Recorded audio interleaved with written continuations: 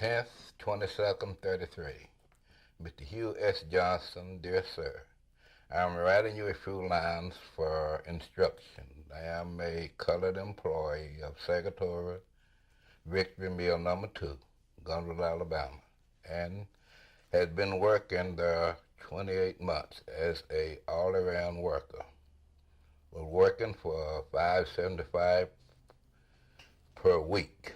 Got a little raise to $6 per week, and when NRA took effect, I got a raise to $9 per week.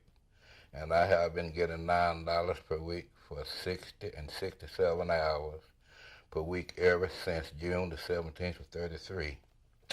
And the way I understand the code, every man, regardless color, was authorized to get a 8-hour per day minimum wage, $12 per week.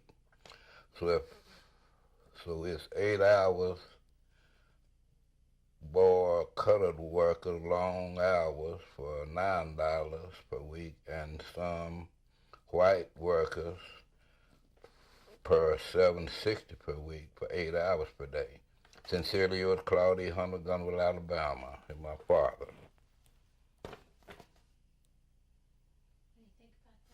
I think it's nice.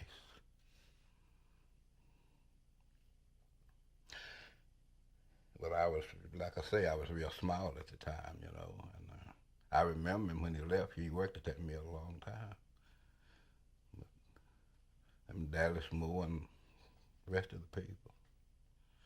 Never knew they had a strike, though, until you got a hold of us through the, what was that, the library. Found all those people that worked there. Like I say, my uncle, Joel Harris, Ellie Hugh, he worked out. They was part-time workers, I believe, though. I didn't know that at the time. What do you think of your daddy writing this letter? I think it's great. Back in the 30s, I think it was wonderful. Sure do. You know, when I ask you a question, you should take my question and sort of put it in your answer. Oh. You know, when we were sitting upstairs and you looked at why don't we read the last part of it again, okay? And really think about what your daddy wrote. The last part. Yeah. Why don't you start with the way I understood the code? Every man, regardless of color, was supposed. The way I understood the code, yeah, every man. Okay, I'll tell you when. Okay. Read it slow. You don't have to rush. Okay. The way I understand the code, every man, regardless of color, was supposed to get 8 hours per day, minimum wage, $12 per week. So if 8 of us boys colored working long hours for $9 per week, and some whites working for $7.60 per week, working 8 hours per day. Sincerely yours, Claude, Hundley, Gunville, Alabama. So who was your daddy looking out for? I guess he seemed to be looking out for all the workers, not only colored, the way I read it right here. He seemed to be more,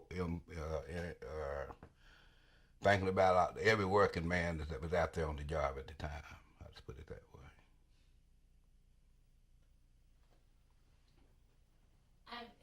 And that's really, now your daddy wasn't the only. He said that there were 6 black men who were working there. Could you talk a little bit about, what your daddy did there and who what the other men did? Well, as far as I know, they, that old mill, they brought cotton in on cars and trucks, and they unloaded cotton back there in the warehouse part. So I guess when they had the extra help, they unloaded the cotton, the same thing. So what was Daddy's job there? He was the truck. Because my daddy, Claude Hundley. Oh, okay. My daddy, Claude Hundley, was truck cotton, in the mill there at the time. They unload it and take it up to the people that need a bobbin rooms. And so he... If you could not Yeah, play with the paper. yeah. Okay. If It makes noise. in fact, you could put the letter down, and we'll pick it up again. But while we're talking, you can put it down. So your father was full time, and Dallas Moore was full time, but he was writing about six workers. Yeah. So you could even tell me in a general way, you know, what your father did. You know, that your father and Dallas Moore were full time, maybe what they did, and then some about when they would bring in those other men. Well, they was together was full-time employees, and when they need extra help, they brought in those other employees. I'm guessing to, like I said, to I know they brought cotton in on the train, on boxcars, and when they had a heavy shipment, they probably helped them unload and work around in the plant there. Now, had you ever heard about a letter like this? I mean, No, I hadn't. so the first time so could you tell me about is it the first time that I brought this letter you started to know about what your father did? Could you tell me that? That's the first time I knew about it. You brought it to my attention, that when you well, I think the first time we talked on the telephone. Well, you called I think we talked 2 or 3 times over the phone. And then you came, and we went around and met people at the old mill village that knew something about him. And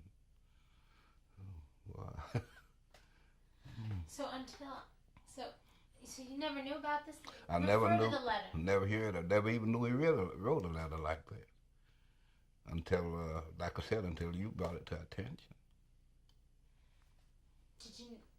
How did a black man at the time your father was working register a protest like that? Ooh, back in the 30s, I'd be scared to even think.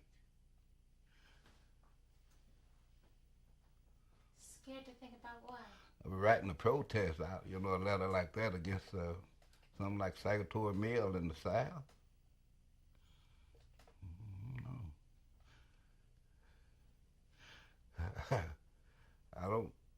I guess he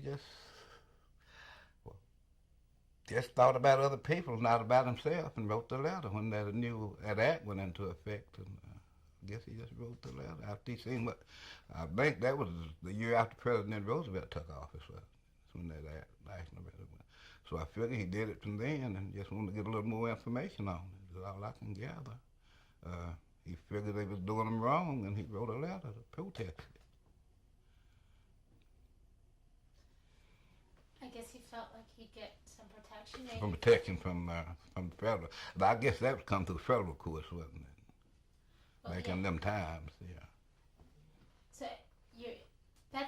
So what is striking to you about this letter? I mean, pick the letter up. You could read it to yourself. You could read out pick the letter up and maybe read out the part of it that is so striking to you. Well, really, he was talking about the what I was looking at right down here on this paragraph. There's 60 and 67 hours per week. And then the act was saying they're supposed to go on 8 hours per day for a certain salary. So it looked like to me that the company was using the employees for their gang and helping them but working that many long hours and paying. They wasn't making that much, the salary they was making. So when he wrote the letter, he didn't only write it for the colored employees. From what I can gather from this writing down here, he was thinking about some of the white employees too. I'm talking about the people that worked in the office, in the back there in the shipping dock with them. I wouldn't even thought he'd have wrote a letter like this. But I guess he did. That make you think that somebody thinking about somebody other than themselves. That's what I'm thinking right there. That's something for back then. Yeah, back in the 30s, it was something to write a letter like that. Sure was. And what does it mean to be a black man and to write a letter like this? Include my question. What does it mean to be a black cotton mill worker and write a letter like this? Oh, I don't know. That's pretty hard to answer. Oh, didn't think.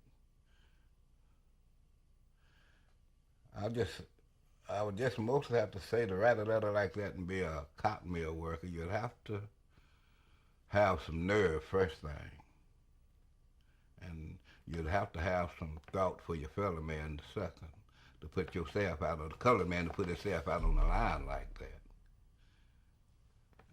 And I would say that he'd have to think a little bit about his fellow man, because everybody I don't think would have wrote a letter like that. I really don't. I don't know what his thoughts was or anything like that, but since you brought it to my attention, I respect him a lot for it. I really do.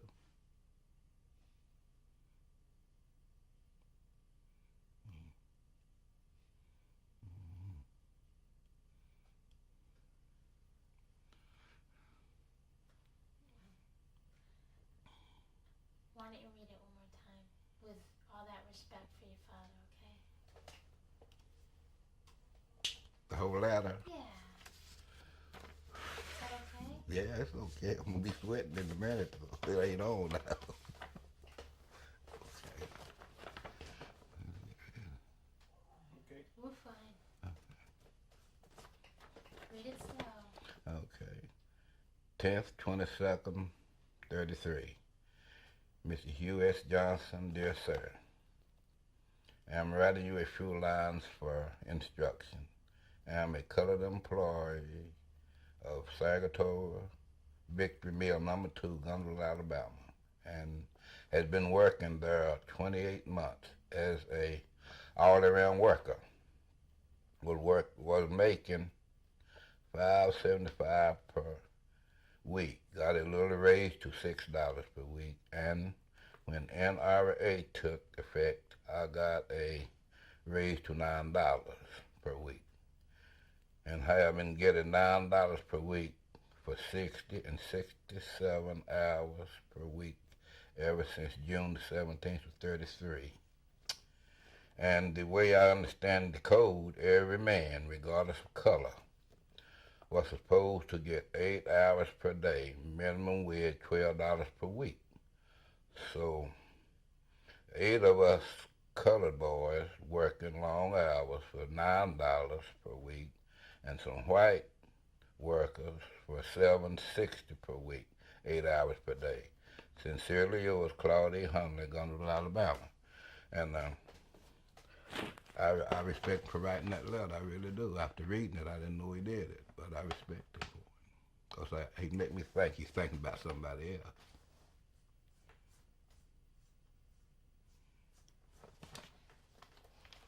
And he's standing up for his rights. Yeah, that's the number one thing. Your rights too. I hadn't thought about that, but you're right. Standing up for his rights. That's, in this country, that's something to think about. Back in the 30s and in the South, to stand up for your rights like that.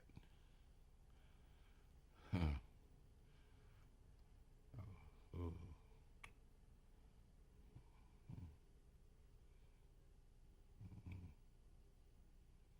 I think about him.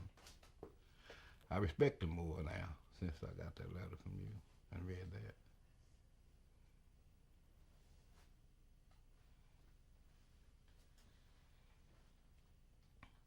Now, does it...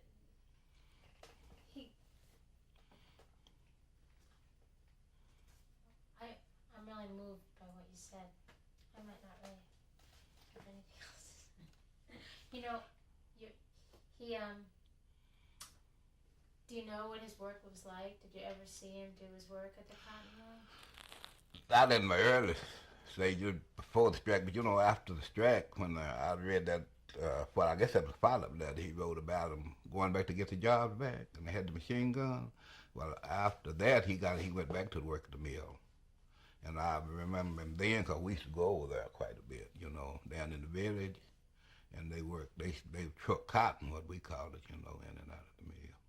But they, on the lower part back there, we'd see them on the docks out there. But, we never did go in there where they were working at.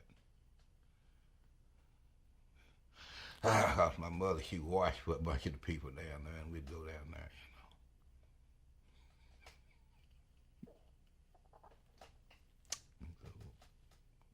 Thinking. Hang around that bush, we used to wash for them. But then he, I don't know, later years he left there. I don't know why he quit. And he worked. He went and got a job someplace else before he left. Now, you know, at the same time that your dad was writing this letter, they organized a union, a local union over in Gunnersville at Saratoga. At the Saratoga Mills. That is. I didn't know that. Well, then they didn't hire money the old employee that was on their strike back at that time, though, did they? I'm asking a question now. Well, it seems like some they hired back. They did. Some they hired back, and some maybe they didn't. But so at the same time that your father wrote this letter, there was this union being organized over there at the mill. Yeah. So you know what? Could you take my question and turn it into a question for me or a statement? Oh. Just you could say. So what you're telling me, Judy, is that the same time my father wrote this letter, they had a union over there. So what you were telling me, Judy, the same time my father wrote that letter, they was having a union over there at the old mill in Guntersville. Is that right? I don't know if there's a connection. I wouldn't. The connection is that they organized a union because the NRA gave them that right. The right to organize. So that's why they would. I guess they were really basing the rights on what the NRA had put out in the year of '33. That's what I'm looking at right there. So they organized a union, and your father wrote a letter. And so can you say that? They organized the union. My father wrote a letter, and all right. I feel like I'm putting words in your mouth. Yeah. All right. Well, I'm just anyway. That was what was going on. Okay. So, and that's why your father's letter has always been so intriguing to me, because it was happening sort of concurrently. Well, like I say, back then when they was organizing that, and he wrote that letter, I would say that he wrote it after that act passed, and he was writing the letter, I guess, like you said, for his right. It was his right to write the letter. If he thought somebody was doing him wrong, he had a right to write another thing. And so he wrote it to see was he right. I'm pretty sure they was working them, like I said, them 67 hours a week for the same salary. He wasn't making anything. So he wrote the letter to see could he get any protection for him and his people, I guess, to work in there. Because what I can gather there, him and Daddy Moore was the only two colored employees full time, and they was taking those other people in just as part time and paying them whatever they wanted to, working them long hours for nothing. Now, I found this other document that your father wrote. In fact, Dallas Moore wrote one too. Yeah.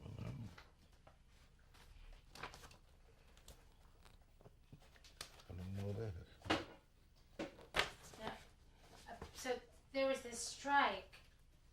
Yeah. You know what? It's an affidavit. It's something that he wrote. That all the union people also wrote that when they couldn't get their jobs back, they filed these affidavits. So your father filed one too. Sure it is. I was struck with over. We went back to our job, but they wouldn't let us near the mill. Held us off with machine guns. Colored man. Claude, Hundley, John Pritchard. I think I know that fellow. National Recovery Administration complaints of violation of code of fair competition for the cotton textile trade industry. So he filed this after he got the after the strike was over.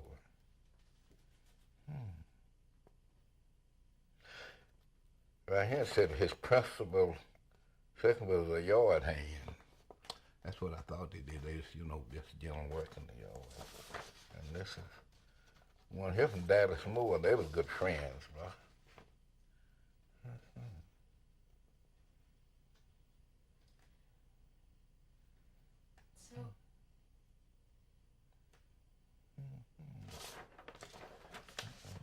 So it seems like they were part of the union.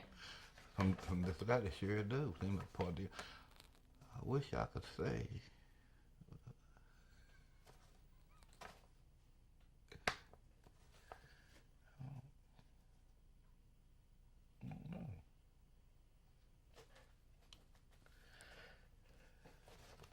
It's right.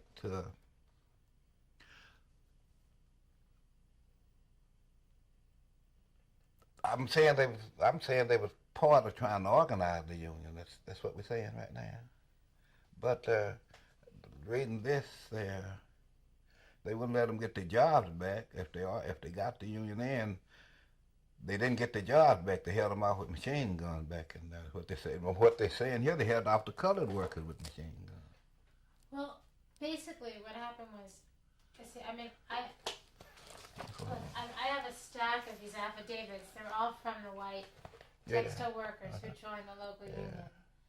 And out of over 100 of these affidavits, I found 2, one from Claude and one from Dallas Moore. So we're thinking maybe they were, I don't know, maybe they, when they tried to go back to work after the strike was over, and they couldn't get back in. They were held off with machine guns. No. So they filed this affidavit. So I don't know if they're part of the union or not. That's and what I was looking at right here too. After he get that, Claude's father did, and then Dallas both made one little paragraph down here, colored man. And so it seemed to me that they might have held him all off with a particular colored man, colored worker. But I know he went back to work at the mill later. Yeah. 'Cause see, he worked out about a year before he left here. And he worked a year at the ice house, packing ice. And I was 12 years old when he left. So he worked out till I was 10 years old. But during this strike in 33, I was about 2 or 3 years old. See, the strike was in 34. 34. And what I've been trying to understand is, did the black workers participate in the strike? In the strike, in the union? Were they part of the local? Were they included or were they not included? It seems like your daddy and Dallas maybe were included. I'm saying that they was part of it, trying to form the union. From what I can gather out that letter there, I'm pretty sure of that. I know Dallas Moore, and he was just that type of fella too.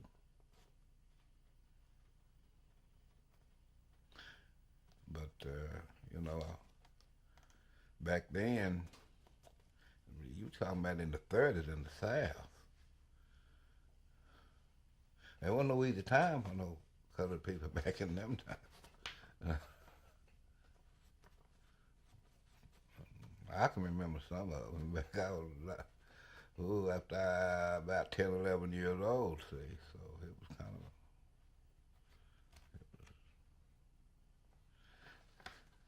So really, you didn't have any rights very much back then, not in the South. Could you put the paper down for a second? Yeah. What are you saying? Say that again. Colored people back in the 30s didn't have much rights. They had them, but they didn't exercise them. You couldn't. You ain't artist. You find you in a tree. They did. They couldn't. That's the reason that's the reason I respect him so much for writing that letter after after you got in touch with us about it. A lot of people in the South, when they wrote a letter like that, And sign their name. Claude Hundley, He signed his name. he signed his name to the paper too. That's something too. You know, some people would have wrote it when they didn't sign their name. They just had an anonymous down there. But he wrote his name, and it was him to sign his name was something great too. I just put it that way. Well, I'm proud he did it. So we really.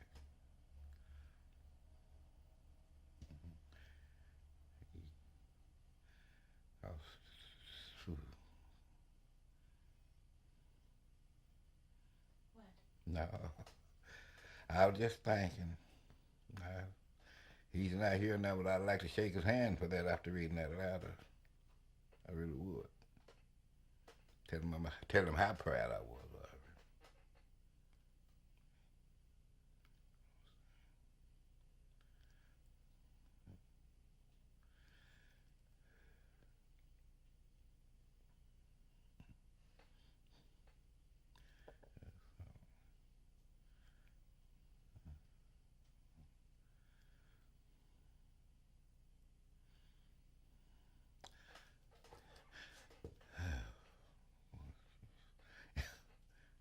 What are you thinking about? I'm thinking about all the people back there that back in the 30s when they was working at those mills that probably did have the same thought. I guess a lot of people did that too over the South. Because I'm pretty sure, well, all those big cotton textile mills were doing everybody about the same way. And you take that mill out there, and like you said, many employees that they had, and just two black workers out there at that time, Dallas Moore and Claude Hundley, my father. And one of them, well, both of them stood up, and one of them, they write a letter like that is something to really think about. Because I doubt I'd had the nerve to write a letter. I know I wouldn't. Knowing that your daddy did, you think maybe it would make you think about yourself differently? Now I do. I probably would. Like I said, I never would have. I knew my father. I knew he was the kind of man to do a lot of things, but I never would have thought he'd wrote a letter and signed his name to it back in the 30s. Not for no union out there at that mill. But after reading it and looking at it, I just respect him. Let's put it that way. I just respect him for it. You know, we weren't sure. Can you tell me about that Bible? This is the old family Bible. And I think that's where, let me pick this up. It's the old family Bible here. He documented everything in this Bible. Everything. Got my mother's name, got all the children's date and birth and everything. And could you talk about why we found it? Well, we was trying to what you call authenticate this signature on this letter here with his handwriting. And after we found this old family Bible and we went through it, that's it. My auntie had this. I didn't even know she had a Bible like this. And she let us borrow it. It's Claude Hundley, Mother Lily Bell Harris. Right. He got my sisters and brothers, everything name in it back in there. So, could you hold the letter in one hand and the Bible in the other and tell me? Can I lay this back? You got me going. Love in one hand. Yeah, just so you can tell me, you know, that I know this is real because of this. You could even, what we can do. Well, I'm just looking at the two signatures, and you can tell it's real. This is his handwriting. Claude Hundley, Gunville, Alabama, and the same thing in the certified that says Claude Hundley, Lily Bell Harris. the handwriting in there. Of course, you can't see it, but I would like for you to, I want to get it around. Let you see it. There's the Bible. Behold the Bible. Ooh. Can I turn it this way to you? This is the handwriting on the letter, and this is the signature in the Bible.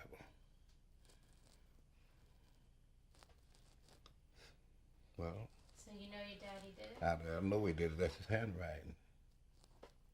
Sure is. You just look at it.